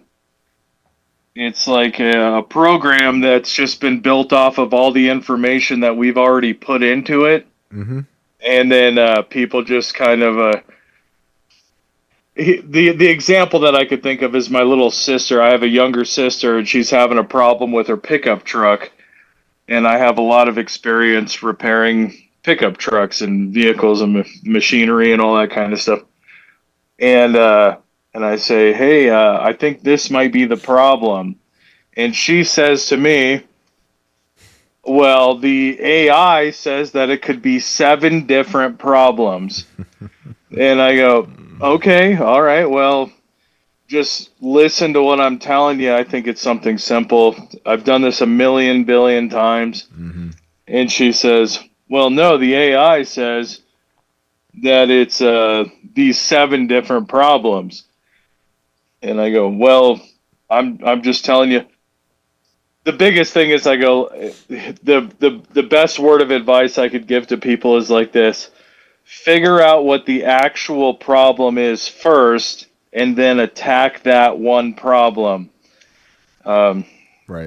I don't know. The AI thing's driving me nuts. It's kind of silly, but you're not alone.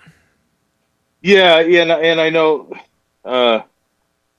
Shane. I know you talk about being like a Mennonite or whatever you say. What do you say? Amish. Although I do love the Mennonites. I talk to them quite often. They're cool. They drive cars. Yeah, I was out in Indiana recently, and these guys I ran into a bunch of those people, and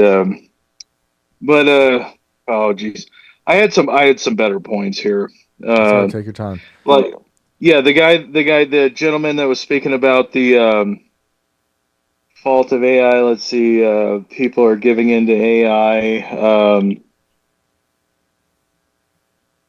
I was actually talking about data centers last week, and one in Indiana there.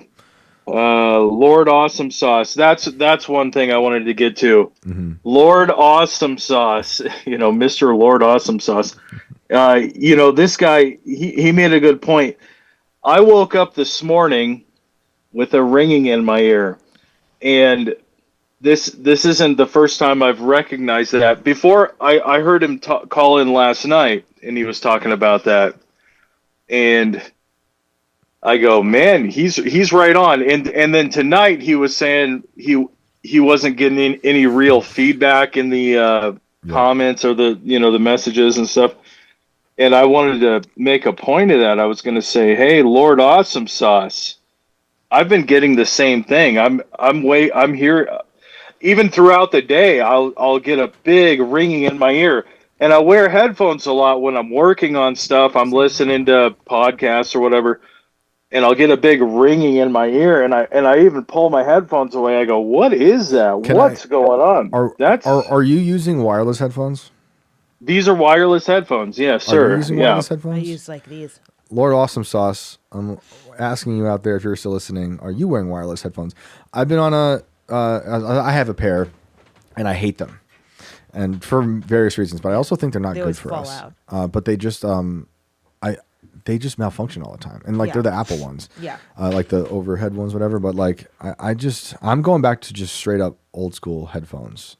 Oh yeah, well I would love to just jack in on an old headphone, but these are like a Bose headphones. They're decent headphones. Mm-hmm. But the thing is, I go, oh, these headphones are giving me a ringing. I will take them off. I go, no, that's not the headphones. That's not the headphones. And I go, oh, I've got I'm familiar with like radio waves and stuff. I've got licenses and radio waves and stuff like that from the federal government and shit. Mm-hmm. And I go, no, that's not this is something that's going on. So I wanted to give Lord Awesome Sauce a little. I wanted to tell him like, hey man, I'm here and I really am. I woke up this morning with a ringing in my ears, and I go, geez, man, what is that? What is that? What if we're unfortunately all of us are filled with metals and it could just be allergies. Plastics. Honestly, take it could allergy. Be, but what if there is something happening that we've created, we as in who knows, some black site project that's affecting the things, that's reacting with the things that are inside of us, like foreign agents, Probably. Oh, I could absolutely believe that. And then they keep. See, I think Shane, you've mentioned a couple times about like frequencies and stuff. I think you're on the same sort of page as I think of like everything really is sort of a frequency, and there's they're microwaving us as we sleep. Literally. Yeah, that could be, but yes. And then, but there is so much noise out there. Like, I mean, if you're just charging your electronic device, or you have a fan going, or you got a radios in your room, it doesn't even matter because it's going around you all the time. It doesn't even matter. You have no choice about it. And I've thought about that in years past. Growing up, you hear about people saying that cell phones are causing cancer, and there's like vibrations and stuff like that. And I really believe that there really is there's something going on. There are so many frequencies, like it's the same. It's the electromagnetic spectrum. Like light is a frequency, sound is a frequency, radios, cell phones. People keep saying tinnitus. I said, I went to the doctor. You would have red in your ears, maybe pus, swollenness. But what if the tinnitus is there's some other reason behind it, Yeah, this isn't tinnitus. Yeah, it's not tinnitus, at least from what I know. I'm not having tinnitus. It's Besides that, it doesn't really matter. I called in last week about I was what would you say, the eel face meteor guy, like meteor coming down blowing everybody up and stuff like that. I got another meteor story, a couple of stories about that. But the more you guys talk about stuff,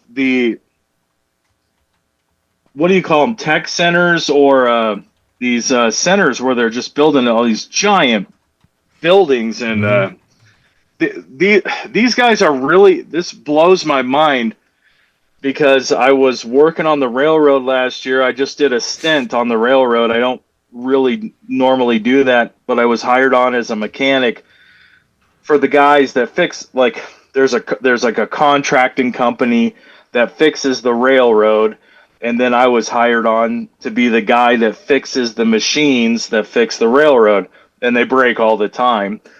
And we were working at a crossing, and the project manager there kept calling it Google Crossing. He goes, "This is Google Crossing." And they shut the whole road down there. They had security guards. They shut all this area down. And we were working just on the outskirts of this data center. Yep. And I couldn't believe that we couldn't access the area that we were working in because they had shut down so much of the area there. And I look at these, Google satellite imagery and all that kind of stuff. It doesn't show any difference. It shows everything that they have built there. It's still just farmland. It's all farmland. And it was like soybeans and corn, just like Midwest stuff. Right. So and they're tricking us because it's there, right? Oh, the whole thing is there. And I couldn't believe how massive this place is. And the other night, I'm looking through, I'm going, man, like Google Crossing, I would think they would be showing what they've got on their satellite imagery stuff. Or whatever, satellites, if those even exist, like if that's even real. But so I'm like looking at all these pictures, and I go, it doesn't even show this place. It just shows a couple farmhouses and some farmland and stuff. And then I go, man, I got to find what's another imaging thing I can look at. And I go, just the bone stock Apple maps or whatever on my phone. And I go, let me check that one out. I look at that, and it shows all that whole area, and they've wiped the whole place out. And they have like little like ponds, I assume are like cooling ponds and stuff like that. And it shows like 100 vehicles in a parking lot there. And I go, there's no way there's 100 people working at this place. And you start looking at the car. Man, it's just a nightmare. It is. And I go, man, they've eliminated, if you were standing on the ground looking at it all this farmland, it's a lot of food and stuff, is the way I kind of see it. There's a lot of grain, a lot of food. Not like everybody needs more food these days, but I look out at the place, I go, there's a lot of land out there, and it's just flattened. It's just flat. And they put a bunch of buildings on the thing. It's awful. I've been saying, the more I talk about this stuff on the show or any other show, the more articles I get from like local places from around the country, and these people are shocked. It's happening so fast. The farmland is disappearing, and I don't know how it's going to be stopped. It's pretty alarming. Yeah.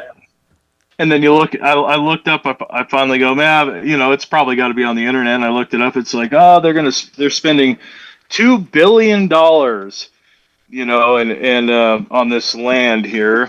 And then something like 197 backup generators for this place. I go, that's, I'm sorry, not 197, 179 emergency diesel generators. Wow. And I go, man, what is running off of 179 diesel generators that they're trying to get approval for this land?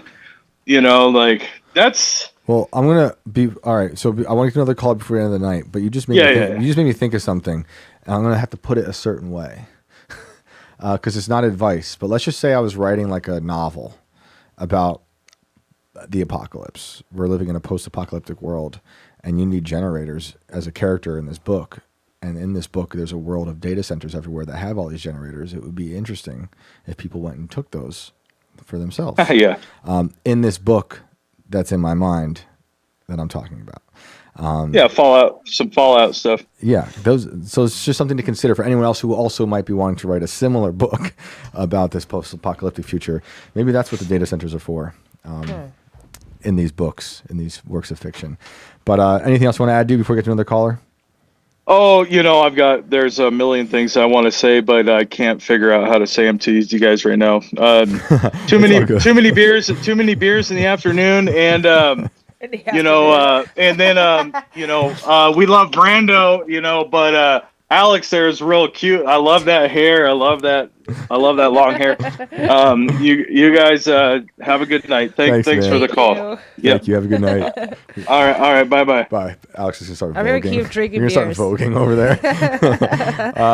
Thank you to Brandon for the super chat. Fringe is my truth. Black cubes are in Fringe. That's true. That is true. Fringe was so good. I just think it had I almost said better characters. It's hard to say better characters, but I do think the characters are pretty dang good.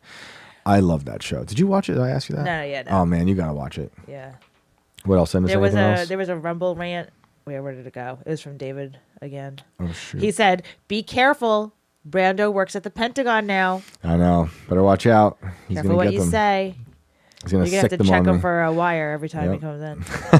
Oh, now that you say it, that's good. Yeah. I am gonna do that. Yeah. Checking Brando for a wire. The Pentagonian. And I did post a poll. Oh yeah, how's that looking? Have your ears been ringing lately? 70 people, 53% yes. Okay. All right. Pure blood-based berserker says the ending of Fringe was a crime. I do remember thinking it was pretty bad. Was it as bad as Lost? Well, no, I kind of liked Lost, actually.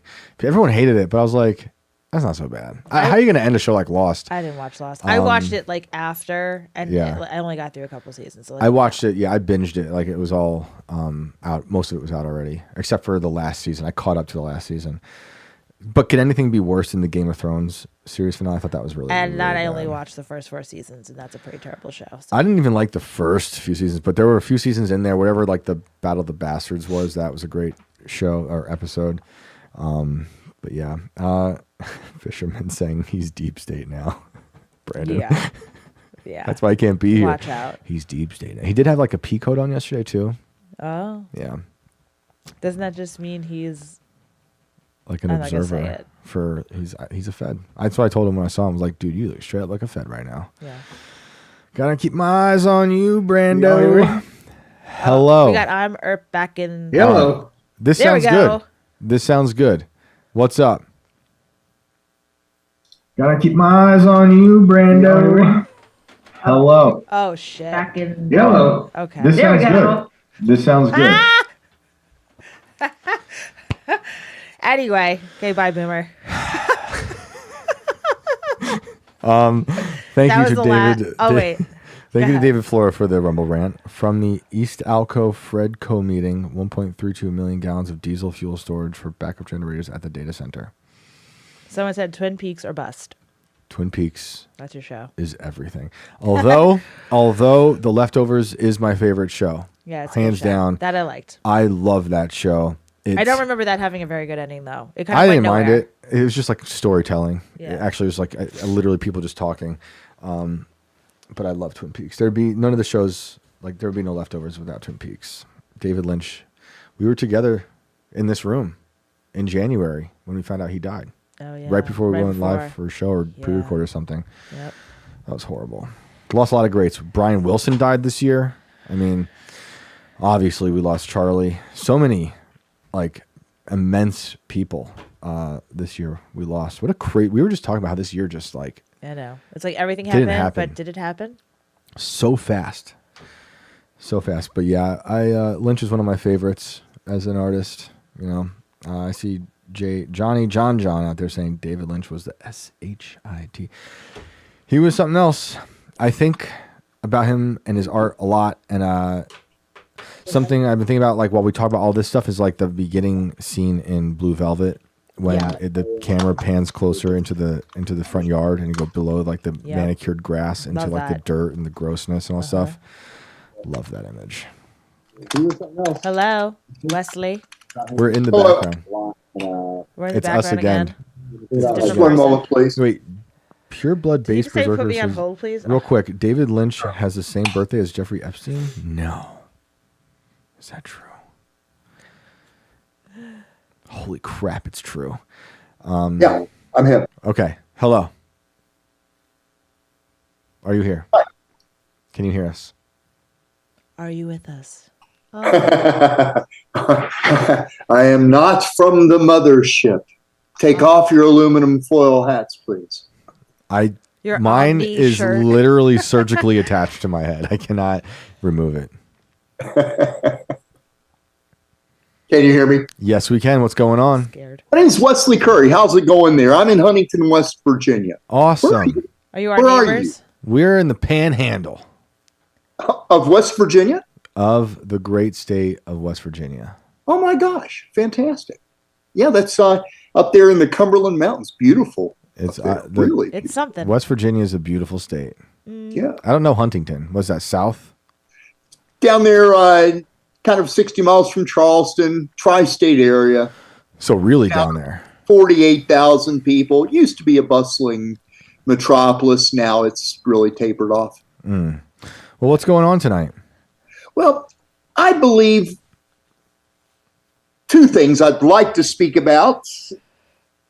One would be something I believe Jesus wants everybody to tell. And the other is a note of warning.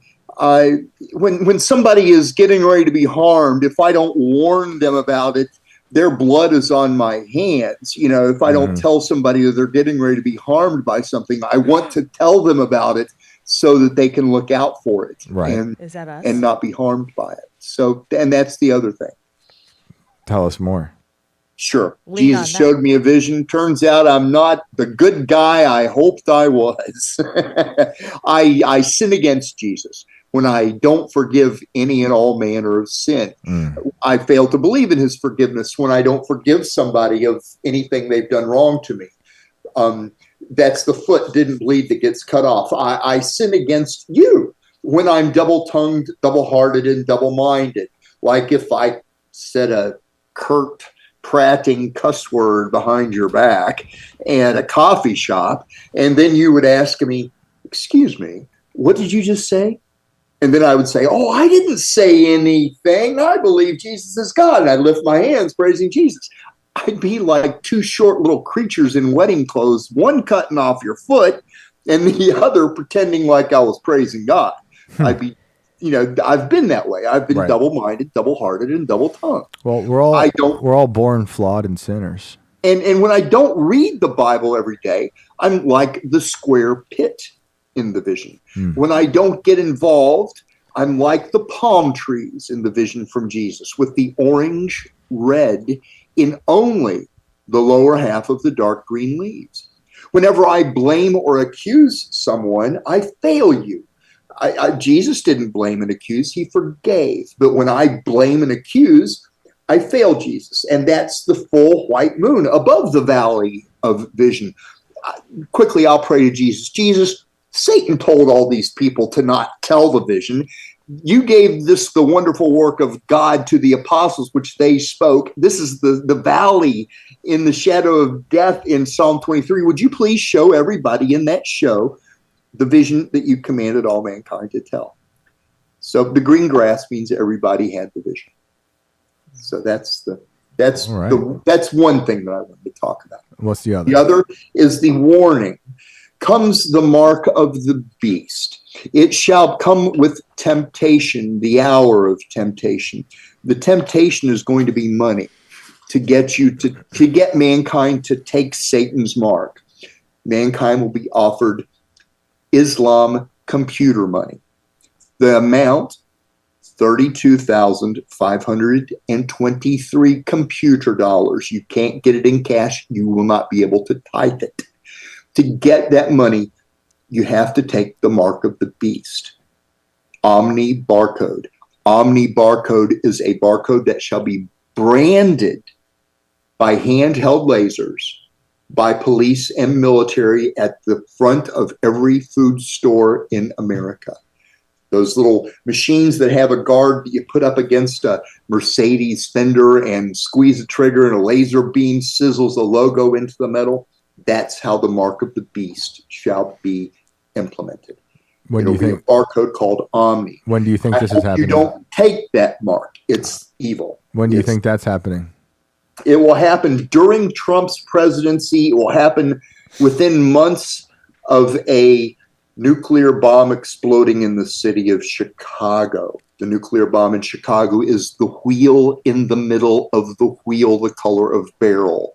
The fire enfolding in itself, written in Ezekiel, is a nuclear bomb in a green Volvo in the Twin Marina City Towers. Hell begins that day. I do not know what that day will be. I do know it will happen while Trump is president. And these are visions? Then comes the mark within months of that. These are visions coming to you? That is something I know just from being anointed and from reading the King James Bible. I did not see visions of the future that Jesus showed to you all. I can only tell you what I believe Jesus showed you. I believe Jesus showed that to you in visions and dreams from the Holy Spirit. But no, I did not see that in visions and dreams. I saw the car itself. I met the 4 engineers who built it personally when I was living in Chicago. I didn't see it in a dream. Were we just talking about the Unabomber? We were. I talked with the FBI. I invited them to my house. I gave them every last bit of information I had about those 4 engineers and the car and the device they had built. And were they working alone? Were they working with a foreign country? Were they FBI, Federal Bureau of Investigation. No, the engineer. The engineers. Two guys like 6'2" each, like 210 pounds. The engineers, I'm saying now. Oh, the engineers. Yeah.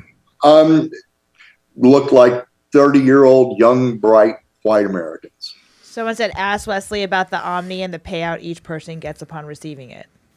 After you get branded with the barcode called Omni, when you go to the store, you'll run your mark over the scanner. Your name will come up on the screen and say that you have $32,523 to spend. Only in computer dollars.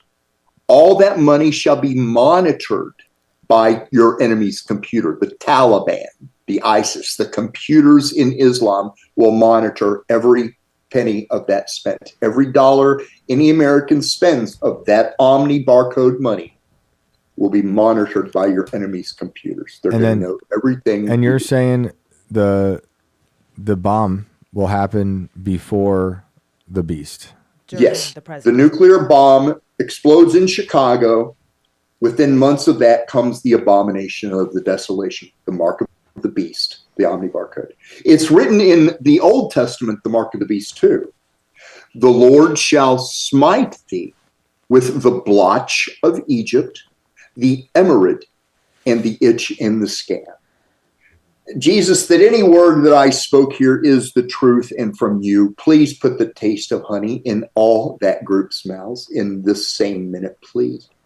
Amen. All right, sir. Well, thank you for the phone call. So I told the vision, would you please say, yeah, I saw the black shoe on the foot got cut off. It means why? I saw the green pastures in the valley. It means everybody saw the vision. Yeah, it turns out that sometimes I don't have a branching faith, and I fail Jesus when I don't branch my faith from Jesus out. I'm like a straight tree without branch on the left side of the valley. Would you all please say that vision from Jesus? Well, it's how the 144,000 shall be sealed. We appreciate the phone call, sir, and we'll be watching. Thank you very much for letting me speak freely. Of course. Have a good night. You too. Someone said, but your delivery is giving schizophrenia. And I want to say, but your delivery is giving West Virginia. I've known many schizophrenics, and although that might sound like it was schizophrenia, it was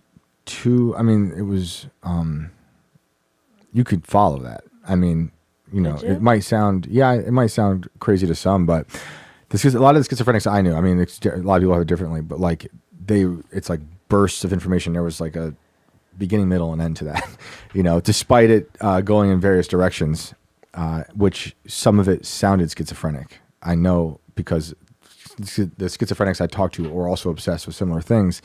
They didn't have beginning, middle, and ends. It's like a constant, like a dog chasing a car, like maximum ADHD. That sounds like poetry sometimes, but that did have. I mean, who knows? Now, the 4 engineers part though. Yeah. That's interesting. The scanning of the barcode. Wait, we're just talking about Omni too. Yeah, I'm wearing it. You're wearing Omni. Yeah. Mm-hmm. Mm-hmm. Well, maybe that's not the last time we'll hear from Wesley.